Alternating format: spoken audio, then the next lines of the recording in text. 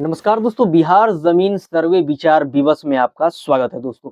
जैसा कि हम आपको बता दें कि बिहार जमीन सर्वे चल रहा है और इसको लेकर जमीन सर्वे को लेकर दोस्तों बिहार के रैयतों के अंदर बहुत सारा कन्फ्यूजन बना हुआ है दोस्तों। जैसा कि मैं अपने सारे वीडियो के नीचे बहुत सारा कमेंट देखता हूं दोस्तों, और लगभग 10 ऐसे कमेंट हैं जो लगभग अधिक से अधिक बार पूछे गए हैं और बहुत सारे लोगों का ये परेशानी बन रहा है दोस्तों जमीन सर्वे को लेकर। दोस्तों कहीं न कहीं ये आपका भी परेशानी बना होगा दोस्तों। तो इस 10 पॉइंट पे इस वीडियो में बात किया जाएगा। वीडियो बहुत लंबा नहीं होगा दोस्तों, 5 से 7 मिनट की वीडियो होगी। सारे पॉइंटों को क्लियर किया जाएगा ताकि आपको आगे चल के कोई भी प्रॉब्लम नहीं हो। दोस्तों जमीन रजिस्ट्री से लेकर और भी बहुत सारे क्वेश्चन है। मैं पहले आपको सबसे पहले बता देता हूँ कि लोगों की जमीन सर्वे को लेकर क्वेरी क्या होती है, क्या परेशानी लोग झेलते हैं। सबसे पहला देखिए दोस्तों, दाखिल खारिज को लेकर बहुत सारे लोग परेशान रहते हैं। इसको भी अभी क्लियर किया जाएगा दोस्तों। अगर मान लीजिए किसी भी जमीन पे दखल कब्जा है तो लोग बहुत परेशान होते हैं कि अगर दखल कब्जा है तो मेरा होगा या नहीं होगा। इसको भी क्लियर किया जाएगा दोस्तों। साथ ही साथ दोस्तों जमाबंदी को लेकर लगान रसीद ऑनलाइन कट रहा है, ऑफलाइन कट रहा है या नहीं कट रहा है या पुराना है, इसको लेकर बहुत प्रॉब्लम चल रहा है दोस्तों। इसको भी क्लियर किया जाएगा। इसके बाद से दोस्तों बंटवारे को लेकर बहुत प्रॉब्लम बना हुआ है दोस्तों बिहार में। इसको भी क्लियर किया जाएगा। साथ ही साथ दोस्तों मैं आपको बता दूं, वंशावली को लेकर बिहार में इतना परेशानी चल रहा है दोस्तों।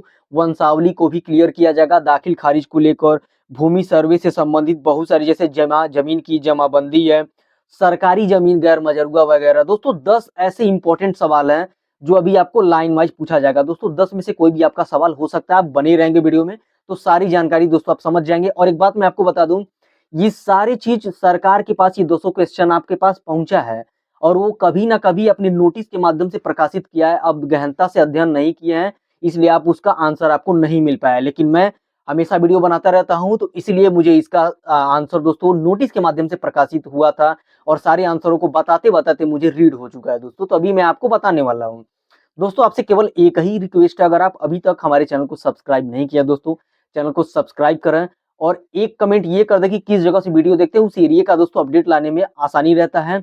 और लाइक दोस्तों जरूर करें, लाइक बहुत कम हो रहा है दोस्तों, केवल एक लाइक जरूर करें। तो चलिए, जो भी जानकारी निकल कर आ रही है, जैसे कि कमेंट को मैंने पिक किया है, 10 कमेंट ऐसे हैं और भी बहुत सारी बातें इसमें होंगी दोस्तों। तो चलिए शुरू करते हैं। सबसे पहला दोस्तों यहाँ पर हम स्टार्ट करते हैं। पहला कमेंट ये पूछा गया था एक व्यक्ति के द्वारा कि सर दाखिल खारिज नहीं हुआ है तो क्या जमीन सर्वे होगा या नहीं होगा, ये इनका कमेंट है। तो दोस्तों मैं आपको क्लियर ही बता दूं, पहली बात तो जमीन सर्वे दाखिल खारिज पहले बहुत ही इंपॉर्टेंट था, लेकिन अभी सरकार के द्वारा अपडेट निकल कर आ गया कि दाखिल खारिज नहीं भी होगा तो भी आपके जमीन का सर्वे हो जाएगा। हाँ, उसके लिए कुछ और रिक्वायरमेंट लगेगी, जैसे आपके जमीन का रकबा चौहद्दी, ये सब आपको पता होना चाहिए। प्लाट नंबर, खाता नंबर अगर आपको पता रहेगा तो आपके जमीन का खतियान से मैच करा लिया जाएगा। दाखिल खारिज नहीं रहेगा तो भी आपके नाम पे सर्वे कर दिया जाएगा। पहला कमेंट इनका ये था दोस्तों। हालांकि अगर वो व्यक्ति जो भी कमेंट किए हैं वो लोग वीडियो देख रहे होंगे तो संतुष्ट हो रहे होंगे दोस्तों, फटाक से लाइक जरूर करिएगा। चलिए दोस्तों आगे देखते हैं। एक व्यक्ति का ये कमेंट है दोस्तों कि शांतिपुर दखल कब्जा तो मेरा उस जमीन पे है, तो क्या उस जमीन का सर्वे मेरे नाम पे होगा या नहीं होगा। तो देखिए दोस्तों, शांतिपुर दखल कब्जा तो है, ठीक है, गांव के नजर में वो जमीन आपका है, लेकिन सरकार या कोई भी कानून किसी भी जमीन का कभी भी वो मांगती है तो कागज मांगती है, प्रूफ मांगती है। अगर आपके पास प्रूफ है तो जमीन आपका है। लेकिन बीच में बहुत सारे खबर ऐसे आ रहे थे कि अगर आप किसी जमीन पे दखल कब्जा है, शांतिपुर है, तो आपके नाम पे हो जाएगा। लेकिन दोस्तों वहां भी आपसे कागजात मांगा जाएगा। ऐसा नहीं है कि आपका दखल किसी भी जमीन पे आपका कब्जा है तो जमीन आपके नाम पे हो जाएगा, ऐसा नहीं है। आपसे कागजात मांगा जाएगा।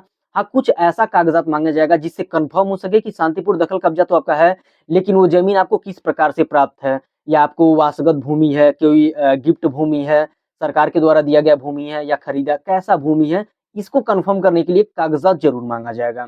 उससे संबंधित कोई भी कागजात आपके पास हो तो आसानी हो सकती है दोस्तों। चलिए देखते हैं अगला, देखते हैं अगला। बात ये कमेंट हुआ है दोस्तों कि आपसी बंटवारे या सहमति बंटवारे, यानी कि बंटवारा कैसे करवाएं दोस्तों, कौन सा बंटवारा मान्य होगा। दोस्तों आप देख रहे होंगे लगातार ऐसा न्यूज निकल कर आ रहा है कि आपसी बंटवारा, सहमति बंटवारा ही मान्य होगा, कोई प्रॉब्लम नहीं है। बंटवारा जो भी हो, बंटवारा आप करा ले। देखिए बंटवारे में एक काम आप करा सकते हैं, जैसे मान लीजिए आप बंटवारा अपने आपसी सहमति से करवा लिए। अब जितने भी रैयत हैं, यानी कि मान लीजिए आपके 4 भाई हैं तो 4 हिस्से में जमीन बटेगी, तो उनसे एक लिखवा लीजिए कि ऐसा बंटवारा हुआ है, हम इसमें सहमत हैं, ये इनकी जमीन है, ये फला जमीन इनका है और ये सभी लोग संतुष्ट हैं, वहां पर एक साइन कर देंगे। ये आप एक रखेंगे, तो अगर बंटवारे के साथ इसको जमा करते हैं तो ये एक प्रूफ बनता है, तो इसको आप करवा लेंगे, तो जो है कि आपसी बंटवारे में कोई भी प्रॉब्लम नहीं होने वाली है दोस्तों। ये था। देखिए, एक व्यक्ति का है कि हमारा जमीन जो है कि गैर मजरूआ मालिक में आता है, तो क्या गैर मजरूआ जमीन का सर्वे किसके नाम पे होगा? दोस्तों मैं आपको बता दूं कि गैर मजरूआ आम या गैर मजरूआ खास सरकारी जमीन है। अगर वो जमीन आपको किसी गिफ्ट के माध्यम से सरकार से मिला है, तो अगर आपके पास कोई भी कागजात है, आप उसको अगर पेश करेंगे सरकार के नाम पे, सरकार के पास जो भी आप जब जमीन सर्वे आप कराएंगे, तो जमीन सरकारी अगर होगा भी, अगर वो आपको सरकार की तरफ से गिफ्ट के तौर पे मिला है, तब तो दोस्तों आपको उस जमीन मिल जाएगा, उसमें कोई प्रॉब्लम नहीं है। लेकिन आप सरकारी जमीन पे कब्जा किए हैं और उसका कोई भी कागजात आपके पास नहीं है, तो दोस्तों प्रॉब्लम होगी। वहां पर आपको परेशानी देखने को मिल सकती है, क्योंकि अगर कोई भी कागजात जमीन का नहीं रहेगा और वो जमीन सरकारी होगा, तो सरकार के द्वारा एक नोटिस भी निकला था कि इस प्रकार के जमीन जो है दोस्तों, उसका खाता सरकार के नाम पे खोल दिया जाएगा। यानी कि दोस्तों आपका कोई भी जमीन हो, आपके पास उसका डॉक्यूमेंट तो होना ही होना चाहिए। ये एक लोगों का दोस्तों कमेंट था। उसके बाद से एक व्यक्ति का दोस्तों कमेंट ये बहुत वो है, यहाँ पर ये पूछ रहे हैं कि सर और दोस्तों यहाँ पर एक व्यक्ति का कमेंट है कि सर वंशावली कैसे बनाएं जो मान्य हो, रिजेक्ट ना हो। तो दोस्तों ये सबसे बड़ी, इसको मैं हमेशा बताता रहता हूँ कि वंशावली कैसे बनानी चाहिए। देखिए दोस्तों, वंशावली कैसे बनानी है मैं आपको एकदम डिटेल वाइज बताता हूँ। अगर ऐसे आप करेंगे तो आपका वंशावली कोई भी रिजेक्ट नहीं कर पाएगा, 100% पास होगा दोस्तों। सबसे पहले मैं आपको कुछ तथ्यों के बारे में बता देता हूँ कि अभी अभी दोस्तों बहुत सारा ऐसा न्यूज निकल कर आ रहा है कि वंशावली में कोई भी गांव का ग्राम प्रधान या गांव के कोई भी ऐसे व्यक्ति हों जो पदाधिकारी हों, उनका साइन आपको लेने की कोई भी आवश्यकता नहीं है, ना ही कोई भी कर्मचारी का साइन लेना है, और ना ही दोस्तों स्टंप पे बना होना चाहिए। ऐसा कोई भी नियम फॉलो नहीं होता है वंशावली को लेकर। वंशावली आप एक सादे पेपर पे भी बना सकते हैं, लेकिन बनाने का एक तरीका होना चाहिए। कहने का मतलब ये है दोस्तों, कोई भी आपकी वंशावली देखे तो देख के उसको कंफर्म होना चाहिए कि फला व्यक्ति रैयत हैं या उनके इतने व्यक्ति हैं, उनके वंशज में आते हैं, इनके इनके नाम पे जमीन है और इनके इतने मतलब पुत्र हैं, पुत्री हैं, यानी कि आपके वंशावली को देख के समझ में आनी चाहिए। तो वंशावली आपको कैसी बनानी है? सबसे पहले दोस्तों जो भी आपका जमीन है, उनके जो रैयत हैं उनका नाम सबसे ऊपर लिखें और एक कोष्टक में आप लिख दें कि ये रैयत है, यानी कि वहां पर रैयत आप उनको दर्शा दीजिए कि रैयत का नाम है। जब रैयत आप ऊपर कोष्टक में दे देंगे, तो वहां से एक तीरा खींच के ऐसे करके आप एक सीढ़ीनामा बना सकते हैं। आप एक साइड में मैं लगा दे रहा हूँ फोटो, उसको देख के आप समझ जाइए कि सीढ़ीनामा वंशावली बनाइए। एक तीरा करके तीरे से दर्शाते रहेंगे, उसके बाद से उनके लिखेंगे कि कितने पुत्र हैं। और सबसे बड़ी बात दोस्तों, बहुत लोगों का कंफ्यूजन रहता है कि वंशावली कहाँ से स्टार्ट करें और कहाँ पर खत्म करें। तो देखिए, इसका सीधा शब्द मैं आपको बता दूं, वंशावली जो भी पूर्वज है उनके नाम से स्टार्ट करना चाहिए, और जिनके नाम पे जमीन सर्वे कराना है वहां पर लाके रोक देना चाहिए, बस क्लियर, और कुछ नहीं करना चाहिए। उसके बाद से दोस्तों जो भी रैयत है उनके बगल में रैयत लिख देंगे, उनके बाद से कितने बेटे हैं, बेटे का नाम लिख देंगे। और मान लीजिए आप अपने अपने उनके बेटे जो बहुत बड़े हैं उनके नाम पे भी सर्वे आप नहीं कराना चाहते, उन बेटे के बेटे 18 साल से ऊपर हैं तो उनके नाम पे सर्वे कराना चाहते, तो वहां तक बना सकते हैं। अब उनके पुत्र में उनका पुत्र करके नाम और कोष्टक में पुत्र डाल सकते हैं, यानी कि रिलेशन मिस्टेक आपको नहीं करना है, रिलेशन एकदम सही से दर्शानी है।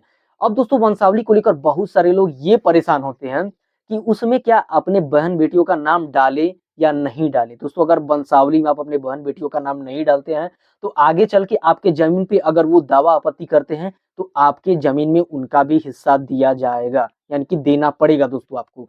तो इसको सही करने के लिए आपके पास व्यवस्था है, ऐसा नहीं है कि आप नहीं कर सकते हैं, देना ही देना है, नहीं। आप अपनी बहन बेटी से, हालाँकि बहुत सारे लोग ऐसे होते हैं जिनका आपके ज़मीन में कोई मतलब वो लगाव नहीं होता है, तो उनसे आप एक लिखितनामा ले सकते हैं। अगर आपको इसमें कोई भी प्रॉब्लम है, तो आप किसी भी कर्मचारी से मिल सकते हैं, कर्मचारी आपको बता देंगे, या किसी एडवोकेट से मिल सकते हैं। बिल्कुल ईज़ी तरीके से हो जाएगा दोस्तों, शांतिपूर्ण हो जाएगा। एक लिखितनामा लिखवा लेंगे और वहाँ पर कैसे लिखवाना है, वो भी आप एक कर्मचारी से पूछ सकते हैं। बिल्कुल आपको राइट डायरेक्शन देगा, या एक वकील से आप पूछ सकते हैं। तो वहाँ पर आपको वो बता देंगे कि कैसे लिखितनामा लिखवाना है, और लिखवा के आप जब अपना वंशावली प्रस्तुत करेंगे प्रपत्र 2 प्रपत्र 3 किसी के साथ, तो उसके साथ इसको लगा देना है लिखितनामा, और वंशावली में तब आप नहीं दर्शाएँगे तो भी काम चलेगा दोस्तों, ठीक है? तो ऐसे आप करना है, तो ऐसे करके आपका सारा जो है कि क्वेश्चन हल हो जाएगा दोस्तों।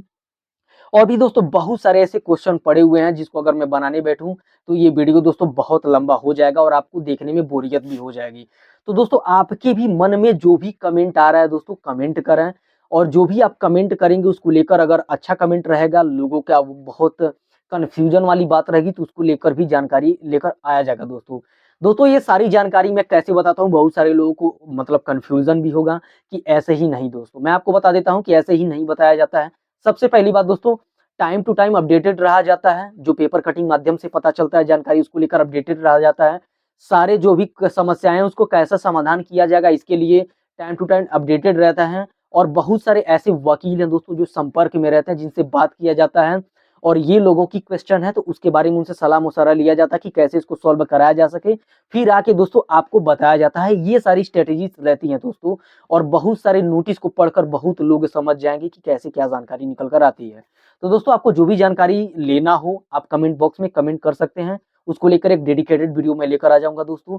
तो चलिए मिलते हैं किसी और नॉलेजेबल वीडियो में दोस्तों, तब तक के लिए दोस्तों जय हिंद।